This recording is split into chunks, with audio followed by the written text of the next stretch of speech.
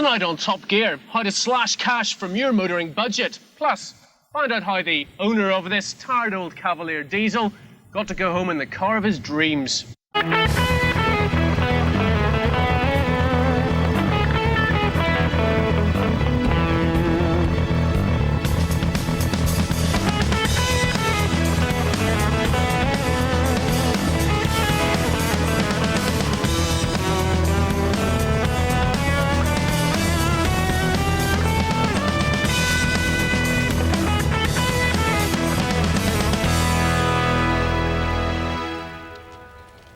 As a country, we spend £67.6 billion every year on our cars. Now, we at Top Gear have always strived to help save you money, to reduce this £billion burden. But tonight, we're going to go further.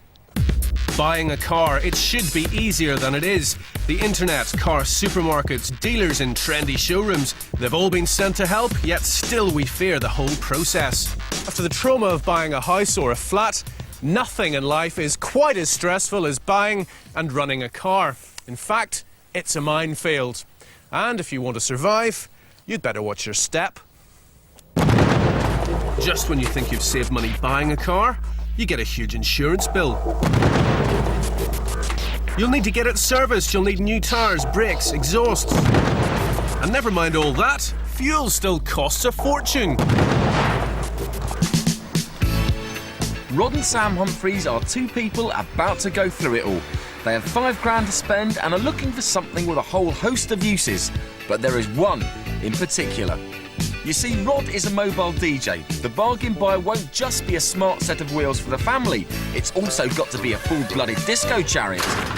As well as the Escort disco van, Rod is also the proud owner of a Vauxhall Cavalier and a Nissan Bluebird. Now that's 3 lots of tax and insurance to pay for and 3 fuel tanks to fill.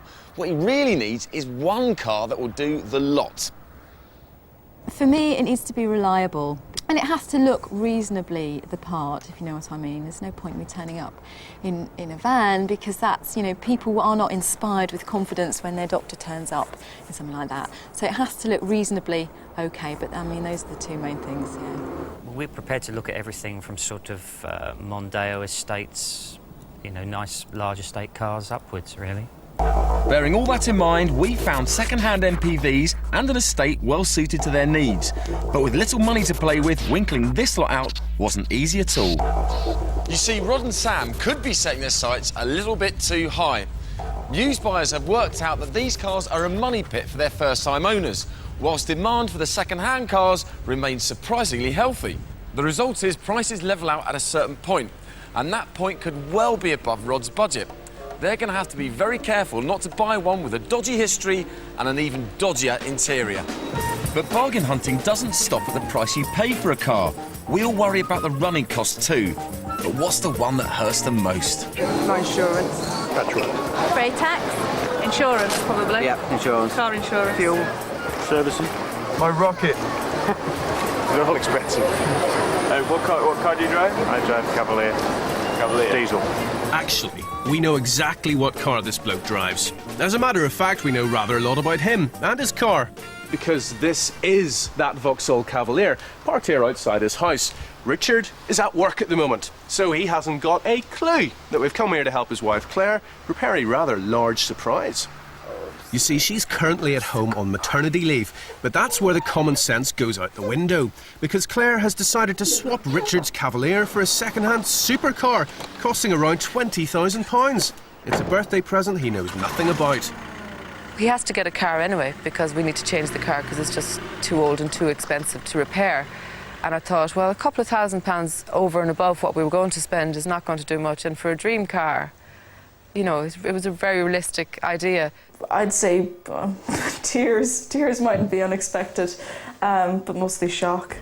I think he'll think it's rented. I don't think he'll think it's his. And then when it dawns on him that it's actually his, I think he's gonna kill her. he probably will. Well, they're absolutely determined to get a supercar, and it seems they're quite happy to grin and bear the cost of keeping it moving. We all think that petrol costs far too much money, and soon they're going to be spending more on it than most. But we can show you that easing the burden of buying petrol, whether for a supercar or not, is easier than you think. What really hurts is that when it comes to fuel, Britain not only produces plenty of the crude stuff, but it also has one of the cheapest pre-tax import prices in the world. And yet we still pay more at the pump than anyone else. Last year we tried voting with our feet, only to be greeted with some genuine head scratching. But still the canny Scotsman manages to relieve us of the same amount of money. Short of beating drums or moving to Texas, what can you do? Well, you can start by using your head. OK, it won't change the price of petrol. That point has already been proved. But you could save yourself a few £100s from your fuel bill.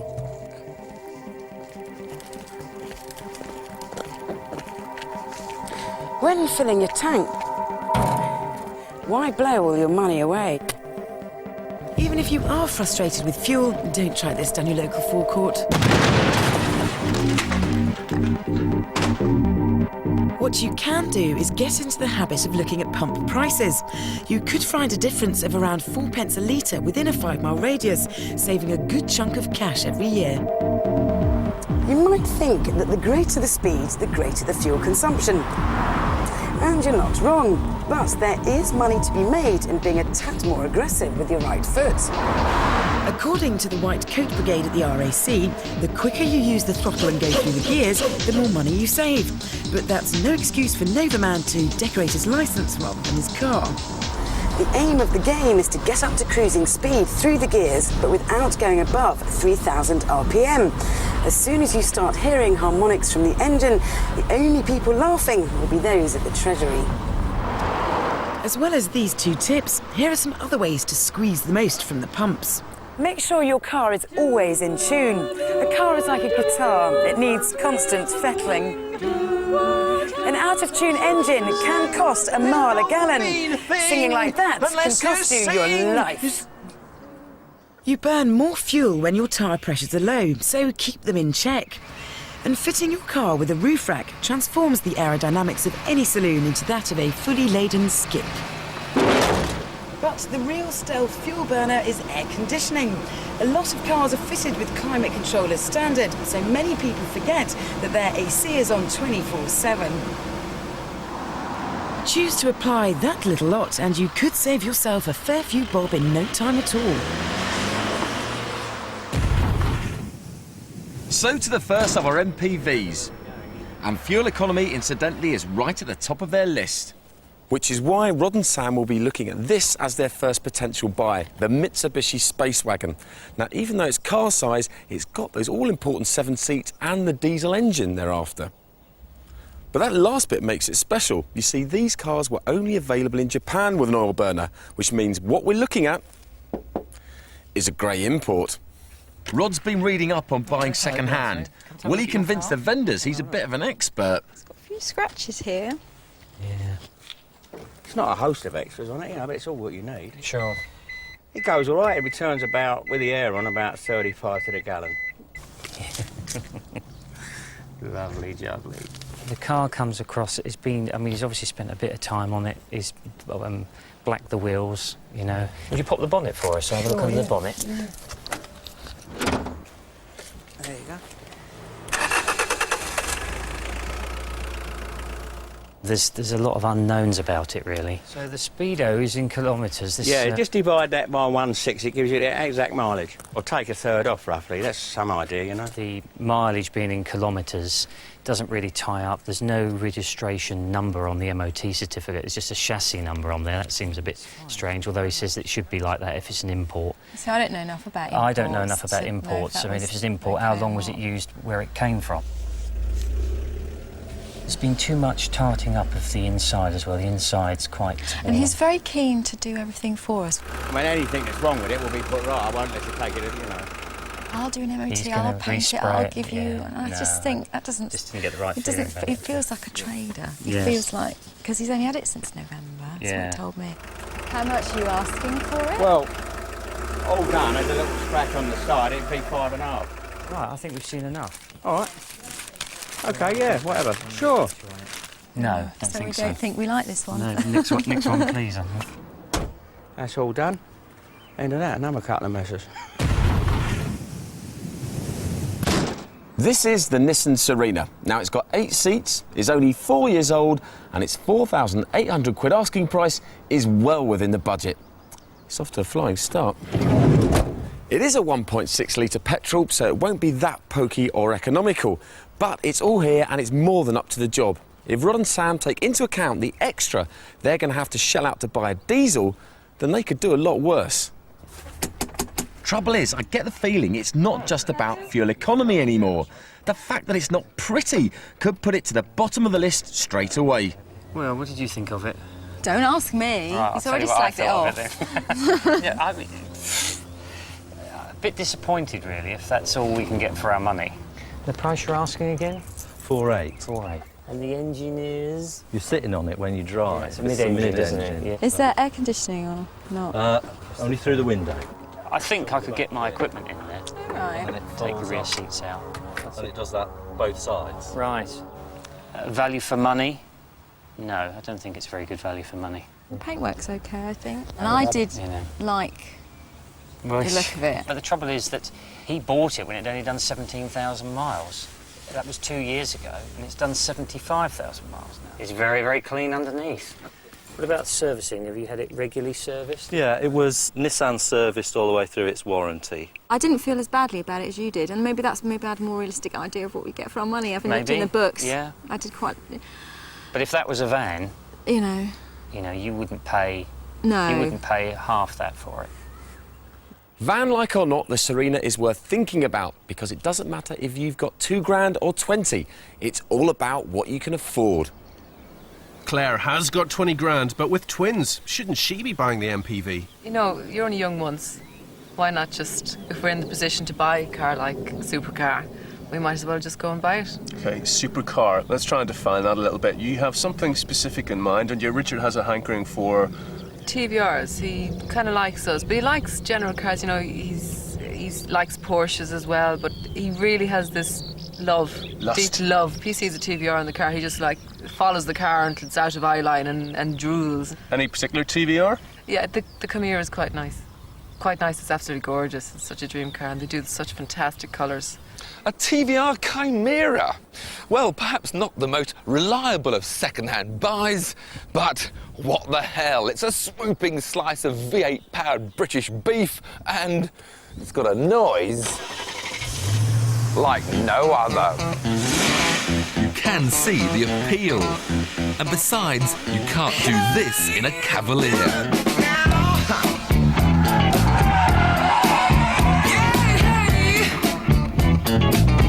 So, you realise, with cars like this, if you put your foot down, whoa, it does sort of, slide around a bit. That can tend to happen. Oh, God. Smell that rubber. So you think he'll take it all steady, do you, and, be a good boy? I think he will on normal roads, but if he, I definitely will do a track day for him. Oh, my God. I'm feeling seasick now. He won't drive like that, then, you don't think? No. I'll kill him if he does.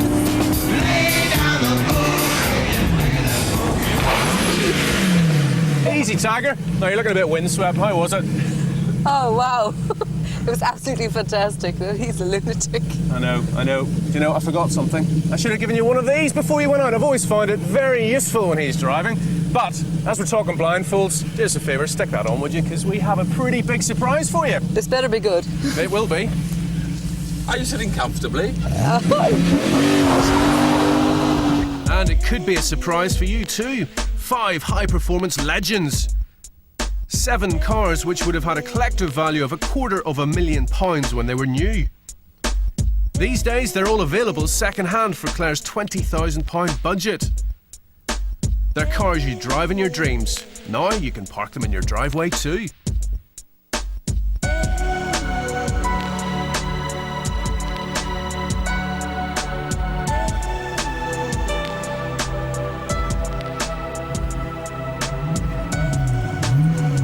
I've got to say, this looks slightly perverse, with you sitting beside Tiff Needell in a TVR. Welcome to Barlow's Field of Dreams.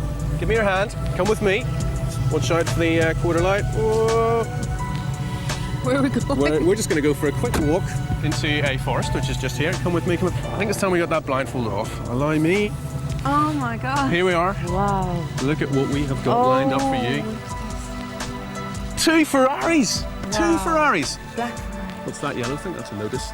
Let me tell you, that is a fantastic car. That's almost a racing car. That thing. Yeah. Go on. Have a look at them. It's a feast of affordable exotica, and lucky old Claire here can't afford to buy one of these cars, which she's going to do by the end of the programme. Join us later to find out which one that's going to be.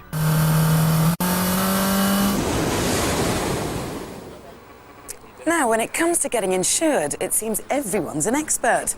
But don't take everything the bloke down your local tells you as gospel. Here's Top Gear's guide to debunking the car insurance myths.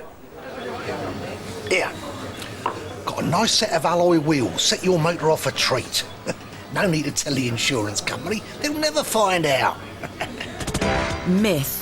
If your car is involved in an accident, the insurer's engineer might spot any modifications you neglected to tell them about.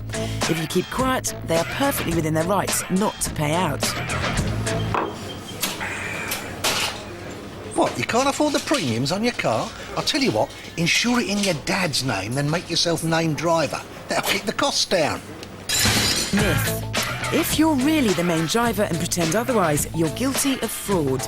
Insurers are getting good at spotting this. Premiums are always based on the youngest named driver anyway, so all the time you're not building up your own no-claims bonus. You got points on your licence? Oh dear, you want to keep that secret? I mean, they'll sting you for a load of cash if they think you're a speeder.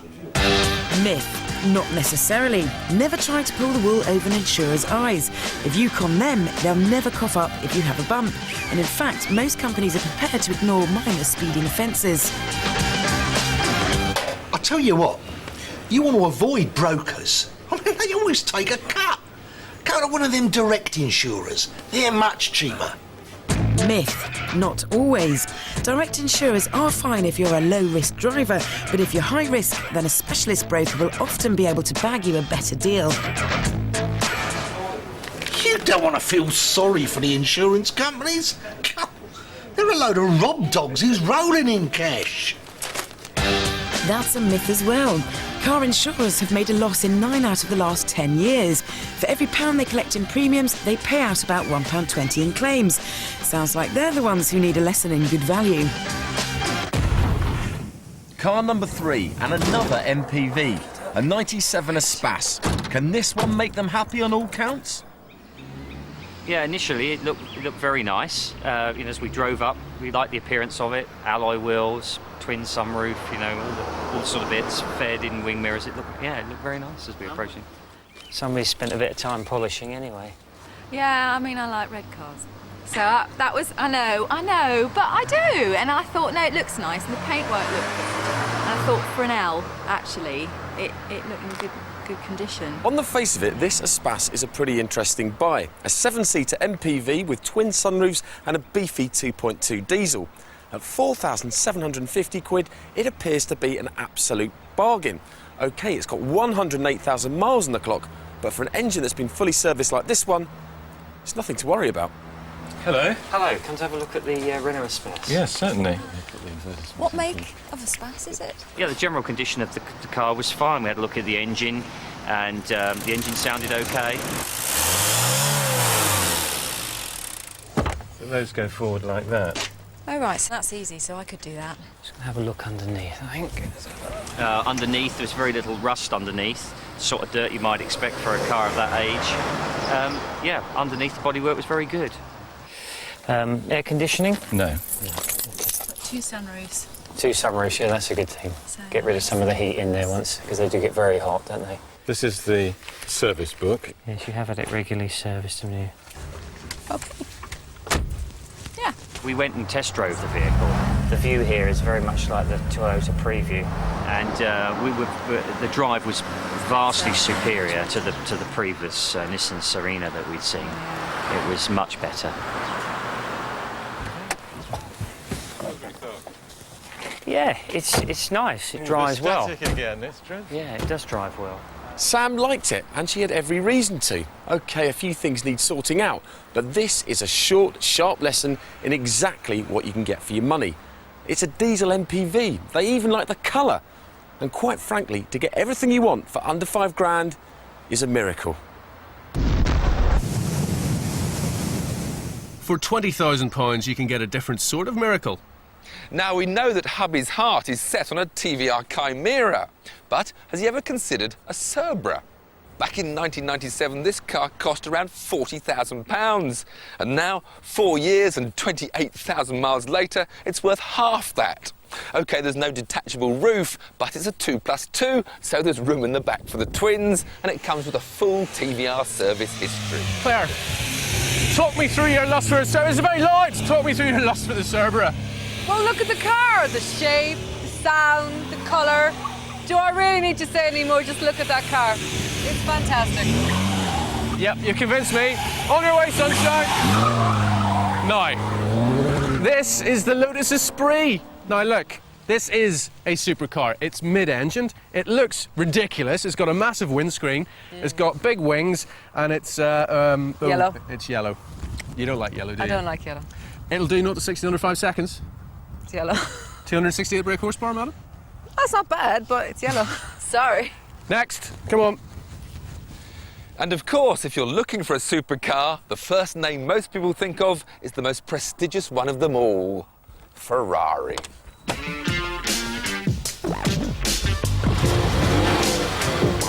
In 1975, this 308 GTB cost the equivalent of £100,000.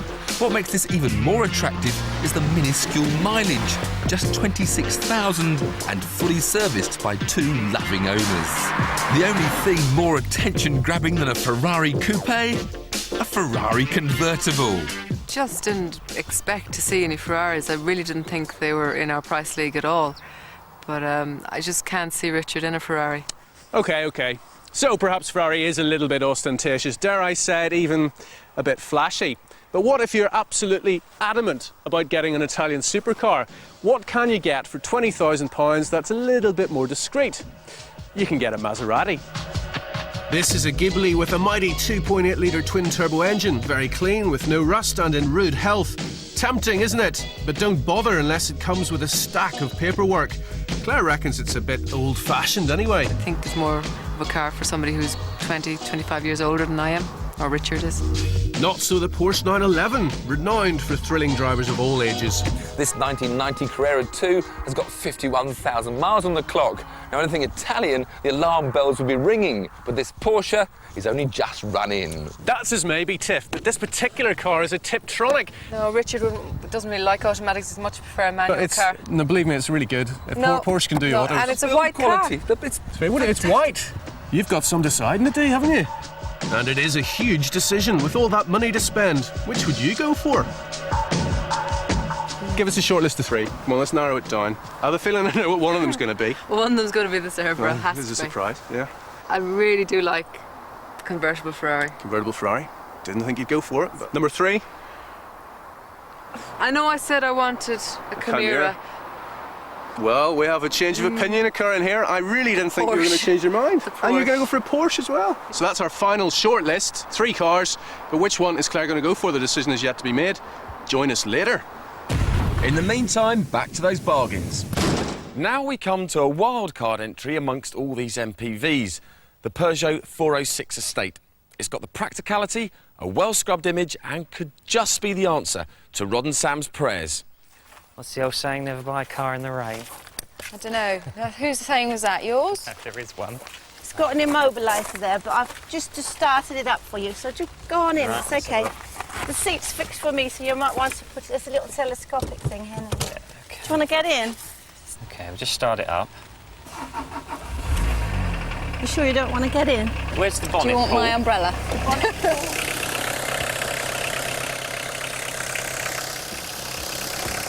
It's a little rattly.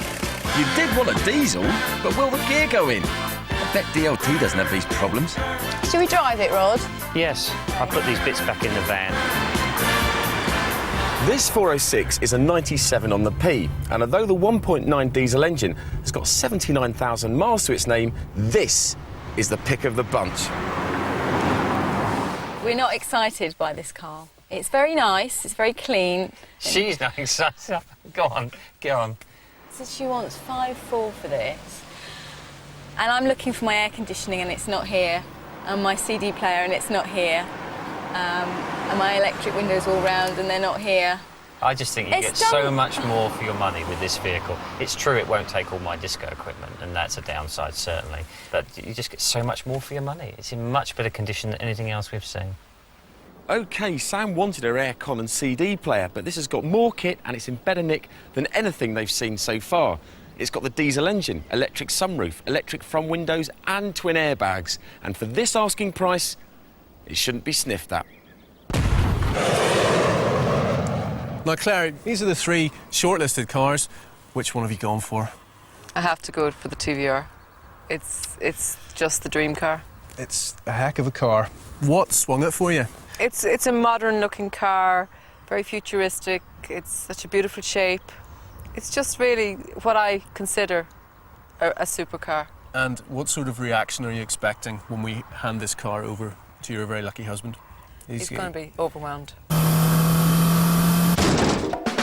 So with these lot to choose from, has any one car been deemed worthy enough to grace our Disco King's driveway, bearing in mind the weighty expectations? They wanted the space of Rod's old disco van, so did they buy the Nissan Serena?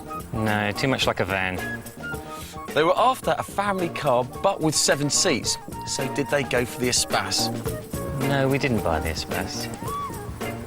It's a little bit too old, I think. They wanted the economy of the diesel van, but in a prettier package. So did they go for the Peugeot 406? Didn't like it. Don't tell me they bought the Mitsubishi. No, I wasn't persuaded with a Mitsubishi. Nope, they didn't buy any of them, but they kept on looking and eventually bought a car below their £5,000 budget. Question is, what have they bought that's replaced this little lot?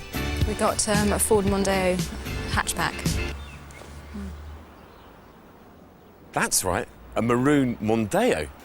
Saloon, without a diesel engine. I can't believe it. We showed them all these cars. I mean, they've got a growing family. And after all that, they go for a Mondeo. And it's a saloon. What's going on? It's Richard's birthday. Worryingly, none of us has a clue how he's going to react. I think he'll just be speechless. I don't think we're going to get much out of him. It's T-minus 10 minutes and counting. Claire is extremely nervous about how he's going to react. As you can see, the old Cavalier has been given a heave-ho and it's lying around forlorn in the background and replaced with this. If Claire's made the wrong choice, she's in big trouble. If she's made the right choice, she could still be in big trouble. Here he comes now, looking for that Cavalier. Happy birthday. Hello. This is yours. Right. Okay, well. Do you like it? I do. Well, I don't know what to say, really, now. Happy birthday. Clearly a man in full control of his emotions. It's a TVR Cerberus, for heaven's sake. Mind you, there's every chance he's still in shock.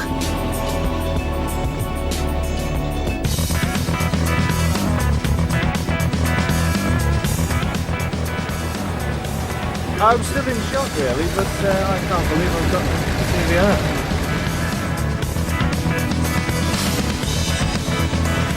Oh, it's fantastic. I've never driven anything like it. Next week on Top Gear, the first time on television for the awesome new Aston Martin Vanquish.